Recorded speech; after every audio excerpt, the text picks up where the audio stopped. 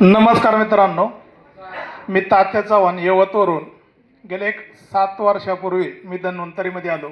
व्यवसायाने मी कृषी सेवा केंद्र म्हणजे माझं शेतकऱ्यांना औषध बी यांचं दुकान आहे. या माध्यमातून मी मार्केटमध्ये पिकांच्या मुळ्या वाढण्यासाठी काय मिळेल हे मला धन्वंतरीतून RPS मिळलं आणि जगाच्या पाठीवर जोपर्यंत मी जिवंत आहे तोपर्यंत मी RPS आणि रमेश पाटील सर किंवा टोटल टीमला विसरू शकत नाही.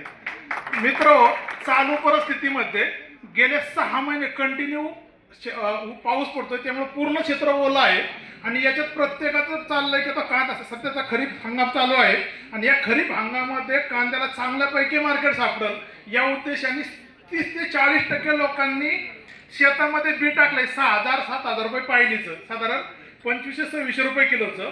ज्यांनी धन्वंतरीची बीज प्रक्रिया केली नाही अशातले 80% बी पूर्ण झोपलंय, म्हणजे आलन जळून गेलं. परंतु मित्र, माझ्याकडून साधारण मी 300 एकर क्षेत्रासाठी, लक्षात ठेवा, 300 एकर क्षेत्रासाठी बीज प्रक्रिया दिलेली आहे. काही ठिकाणी RPS दिला आहे, RPSचा स्प्रे दिलेला आहे आणि आपला सॉइल गार्ड पाण्यातून सोडा दिले. खूप सुंदर रिझल्ट आहे.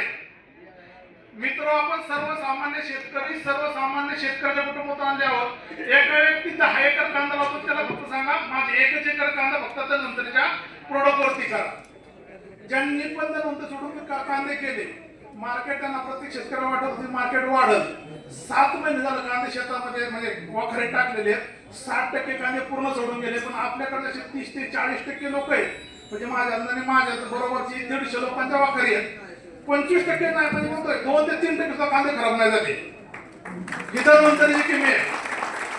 आणि मित्र, धन्वंतरीमध्ये दौंड तालुक्यामध्ये सुरुवात मी केली. साधारण 6 लाख किलोमीटर आजपर्यंत 7 वर्षामध्ये 2 व्हीलर आणि 4 व्हीलरच्या माध्यमातून मी शेतकऱ्यांपर्यंत पोहोचलो.